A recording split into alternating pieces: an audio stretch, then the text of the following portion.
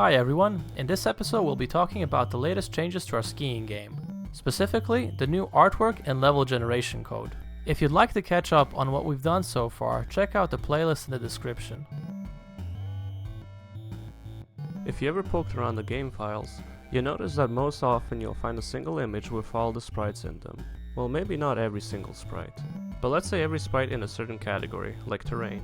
A great example for this is the website Spriters resource. On this website, you can find a lot of sprites, sounds, and textures from many games. So from this website, we take some samples for inspiration to make our own game. So we have decided to have a winter theme. Combining the games Ski or Die and Warcraft 2 tiles helped us realize our goals. These two games helped us in figuring out what the player can find in a snowy setting. Not only that, but how the tiles can combine with one another to make seamless tiles. Here you can see some sprites we've made for the game. And here you can see the design process of making a simple tree for the game that can take many steps. Apart from that, you can see that we have some roads and obstacles for the player to avoid. Exporting this file helps us create maps with the following steps. Unlike more feature-rich engines such as Unity, Unreal, or Godot, Monogame does not come with a built-in level editor. Instead, we can either make our own, or even better, use a third-party engine-agnostic editor. We'll be using Tiled for this purpose. Tiled is a very popular 2D map editor that can be used with any game engine you want. We'll download it from the official itch.io page. Now that we have Tiled installed, let's create some maps. We start by importing the sprite sheets and creating tile maps out of them. Tile maps are like palettes of sprites. We'll create two tile maps. One will contain this one oof block, which determines which areas of the map are hazardous. And the other tile map will contain everything else, and it will effectively just be used as a background. Now we can actually begin making maps. Tiled supports placing tiles onto multiple layers. As mentioned before, we'll have two layers, one called Obstacles solely for the oof blocks, and one called Background for everything else. Now comes the fun and creative part. We get to make some levels. We decided to create levels out of several segments that are as big as the game screen, instead of the totally random solution we showed in the last video. We'll create several different level segments. There will be 3 possible entry and exit points in each, in the left, right, and center of the map. The engine will be responsible for selecting segments at random. So if the current track piece ends on the left, the engine has to pick a new track piece that begins on the left to make it look like one long continuous track. Let's make a map quickly. We can start by adding a road, then some trees on the side, sprinkle in some obstacles, and finally add the oof blocks on a separate layer. Next, let's see if there are any NuGet packages for integrating Tiled into Monogame. Here's one called monogame.extended.tiled. Let's visit the website and learn more. It looks like there's an example and some sample tiles we can try out. Let's quickly create a new sandbox solution to try this out ourselves. Alright, let's compile it now and oh, it doesn't actually compile. Let's investigate. It looks like something was deprecated. However, I can see some comments saying that the library works on the master branch. So I tried replacing the NuGet package with a cloned version of the repository. This time it does compile and run, however you can see that it doesn't look quite right. It appears to be ignoring layers and only showing the topmost tile.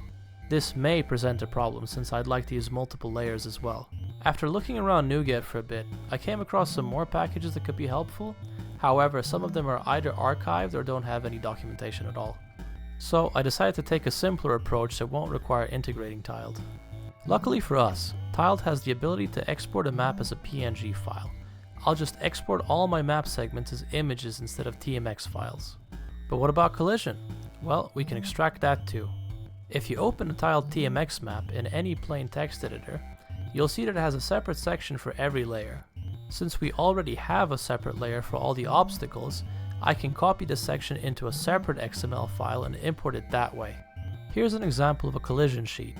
See how the ones align with the tile map. After a bit of tinkering in the solution, I created a level segment class that's constructed from the PNG and XML file, and the level manager class that keeps spawning matching follow-up segments. And here's the end result.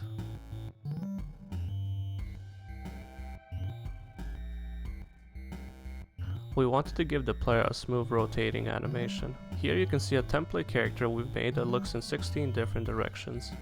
We're not sure if the character will rotate in every direction, but for this video, the character will rotate towards the bottom of the screen only. After making the template, all we do now is add some colors. Here you can see an example of our character we have created. Now that we have a colored character, it's time to make him move. It's time to replace the red square with an actual sprite. Since the new player asset is a sprite sheet as opposed to a single image, we'll have to do a little more work to draw it correctly.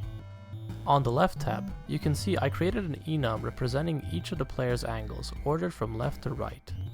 And on the right side, in the player's draw method, I'm using an overload of the sprite batch's draw method that takes in a source rectangle. The source rectangle determines which part of the original sprite sheet to copy an image from. We use the aforementioned angle enum to determine the x-coordinate of the source rectangle. The y value is always 0 since the sheet only has one row. Also, there's a turn method that allows the player to turn by incrementing or decrementing the current angle value by 1. The value gets clamped before returning to make sure we don't go out of bounds. And here's our new player in action. Currently, the player just descends at a fixed speed and can also slide to the left and right. Let's change this so the speed is set in accordance with the angle we're moving in. The player sprite has 9 tiles ranging from 0 degrees to 180 degrees, which means the increment between each angle is 22.5 degrees. We can use these increment values to try and calculate the speed the player should be moving in for each angle. Let's only observe half of the possible angles for the sake of simplicity. If the player is moving at 0 degrees, it means he's moving directly to the left. He's not moving down at all. This means that his speed on the x-axis is at its maximum potential. Let's represent that with a 1. Conversely, since we're not moving on the y-axis, we can represent that value with a 0. The opposite will be true for moving at 90 degrees. Since the player is moving straight down, he would have an x speed of 0 and a y speed of 1. Finally, we can fill in the rest of the table with incremental values between the two extremes. Let's implement this in the code. You'll notice on the left side that I created some extension methods for the angle enum. The extension methods calculate the x and y intensities based on the angle, using the same logic demonstrated in the spreadsheet. Then on the right side, in the move method, we multiply these intensities by the base speed and the elapsed game time. Let's see this in action. There it is. It's not perfect, but every angle has a distinct horizontal and vertical velocity.